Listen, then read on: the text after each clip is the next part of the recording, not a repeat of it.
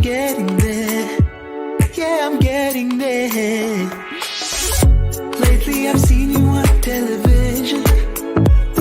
Yeah, it feels like I'm watching you from a prison. And I want to roll myself in my Yeah, let's get it. What up, what up, what up, Eagle Nation fans, and welcome to the Fan Cave, where it doesn't matter where you live as long as Eagle Pride and Eagle Green is what you give. I'm your host, OGP, and you know the deal. It's time to get real. You see the ticker, you see the thumbnail, so you know it's time to show one more video. Please like, subscribe, share, and hit the notification bell. And we appreciate you not only doing that, but if you have any questions, comments, or concerns, please hit us up at eaglenationfancave@gmail.com. I am OGP, and I'm come to talk about my boys. I come to talk about my boys. And here's the thing. I listen to a lot of people talk about the Eagles. I hear a lot of pundits. I hear staff. I hear media, local and national, talk about the Eagles. I think one of the things me being outside of the area helps me to be able to do is to be a little bit more objective than what may be noised about locally, and to separate that, because I'm able to get in and hear what's being said locally, but also to hear what's being said nationally, and then being able to separate that as well. So I want to talk about some things that I think that are pretty important. I don't know if a whole lot of people nationally or locally are talking about it, but I'm going to talk about it. And that is, when I talk about what I see happening with my team right now, first of all, it's the first game of the season. I think people need to calm down, take a deep breath, and know that there's 16 more games to go. And it's not time to fire people. I mean, so all these knee-jerk reactions to things that are very, very early in the process. See, it's like the Sixers say, you got to trust the process. There is a process that has to take place. Now, I didn't like what Gannon did. I don't, and I'm going to talk about it. But the bottom line is, it's a process, and as we gain time and we continue within the process, I think things will begin to materialize. But anyway, I have some criticisms. I do have some criticisms. One of the things that I think that is a real problem for me is that Jonathan Gannon and Nick Sirianni are both products of this generation that everybody gets a trophy. See, and with that comes this almost kind of compassion that's on the fringe of not being competitive. Because what we have to do is we've got to understand that last year when the Cowboys beat us by 90, put up 90 points on us, there was no compassion. That was competitiveness. That was out and out competitiveness. This everybody gets a trophy mentality never would have passed when it's with Buddy Ryan, right? Or Jim Johnson. It just never wouldn't. It would not have passed, because this new generation has this everybody gets a trophy mentality. Not that you need to go back, practice, get better, and come back and try it again. That's the kind of mentality that I grew up with. Everybody didn't get a trophy. You went away and you became hungry for that trophy. You went and worked for that trophy. Okay. But we don't want to hurt nobody. All this touchy-feely stuff relative to sports doesn't work, because when you're looking at sports is the next closest thing to out and out fighting. It's the next thing. And in that, there is no compassion. It's dog eat dog. It's do whatever you do within the rules to win. But that's not what we're seeing. We're not seeing this. I don't think Jonathan Gannon, I don't see a killer mentality.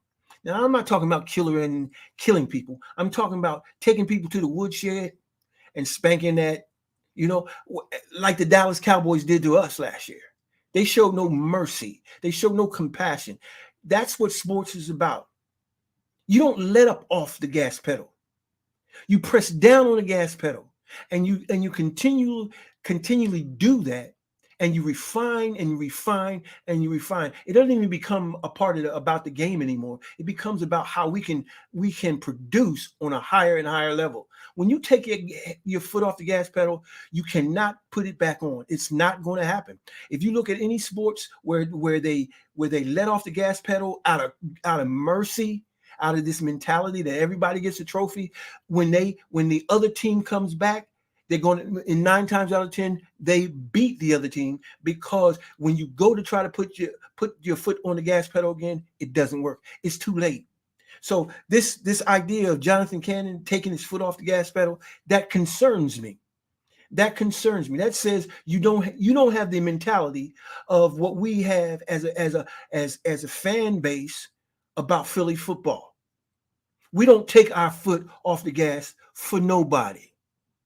No, we don't do that unless it is within 2 minutes of the game going, and we don't want to go in, score another touchdown and make us look bad. We don't do those kinds of things. But up to 2 minutes, we play football from start to finish. But that's not what Jonathan Gannon and Nick Sirianni, that they concern me, man. They really, really do concern me in the way they go about doing what they do. Now, let's talk a little bit about, even though I know that this is just one game, there was a poor performance by the defensive line. Poor performance by the defensive line, because the defensive line, in my estimation, they did not remain in their gaps, which caused problems for the linebackers to fill those gaps. I've watched highlights. I've watched the game several times, and what I saw is our D line being pushed around. And that's I'm a firm believer that a lot of it has to do with us not hitting during training camp. We've all heard it. We've all heard it. You need to hit. You need to hit the ground. You need to tackle. You need to block. You need to hit. Why? So your body can get used to that. Your body has to get used to it. Okay, injuries occur. That's part of the game. If we get people hurt, then it's next man up. But the bottom line is, you have to, what do you, I mean, this is football. This is football. It is a contact sport. Within the rules, we have to prepare them to be able to take the hits.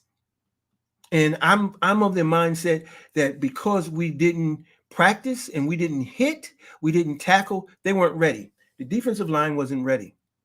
The offensive line, I hear people talk about our offensive line. Our offensive line is the best offensive line in football. Listen, I'm gonna tell you this. Well, I don't believe we have the best offensive line. We may have one of the better ones, but I hear people say our offensive line is impenetrable. I don't see it. I don't see it. We're good at run blocking, but pass pro is poor. Look at what happened to Jalen Hurts. He had to run, and we put in our quarterback in danger by having him have to rush. And the reason why our rushing totals are so high is because of Jalen Hurts. It's not because of our running game. It's not because of the blocking of our offensive line. It's because of the escapability of Jalen Hurts. People want to try to criticize his escapability and his ability to run. Oh, sure, there's going to be mistakes, but so does Tom Brady make mistakes, right? Herbert makes mistakes. Allen makes mistakes. Mahomes makes mistakes. They all make mistakes, but if for some reason we accentuate Jalen Hurts' mistakes, okay, he didn't hit somebody. So did Tom Brady not hit someone. But no, we're not going to go into that. Tom Brady threw interceptions. Did Jalen? No, he did not throw an interception. Sure, he didn't get into the end zone, and there were chances that we could have, and you probably should have, via the pass. But we got 4 different people in the backfield to score a touchdown. What other team in the NFL did that this week? 4 players to get into the end zone. It hasn't happened. Well, the other thing that bothered me is the defense missing so many tackles. That's, again, comes with tackling dummies and rolling around on mats. That's not football. That's gymnastics. And you don't win football games with gymnastics. You have to win football games playing football. We missed 13 tackles. It's the highest in the NFL in week 1. And I can't put all that on Gannon. That has to go on the head coach to start. These guys need to be hitting. Okay. I believe that both Smith and Quez Watkins are going to have better games. They're going to bounce back. I believe they're going to bounce back. And again, I want to get back to the offensive line. They talk about our offensive line, and PFF always talks about, this player doesn't have sacks, and well, he may not have any sacks, but it doesn't mean that he didn't miss blocks and cause the quarterback to be hurried, even though the quarterback may have not been sacked. And I'm gonna tell you, I saw Lane Johnson, and Lane Johnson was not putting out effort, in my opinion. In my opinion, I don't think Lane Johnson. I saw Landon Dickerson get beat. Okay, I've seen him get beat. I saw Mailata get beat. I saw, and as a result, Jalen had to run. So yeah, he wasn't able to hit Quez Watkins. He wasn't able to hit Smitty, but he didn't have time in a lot of cases. Okay, so I mean, our offensive line played poor in pass pro, without question. Poor tackling, we already talked about that. And both sides of the ball seem to lack proper communication. The communication seemed to be lacking, and there seemed to be a lot of confusion. I think those kinds of things are going to work themselves out as they continue to play and as the season goes along. I think all of the teams experiences that early in the season. So I don't expect that to be something that's going to be right off the bat. So I'm okay with it. But I think I look forward to incrementally get better. It has to get better. And I'm going to say this, and I don't mean any harm, but to me, a defense coordinator, offense coordinator, it's like Green from the Minnesota Vikings said, Coach Green back in the day, he said, they are who we thought they are.